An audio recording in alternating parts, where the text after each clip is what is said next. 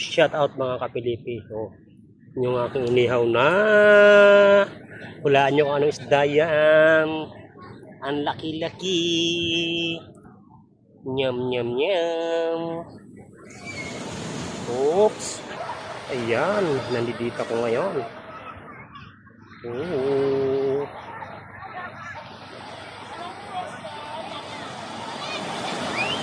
Ligo-ligo pag may time.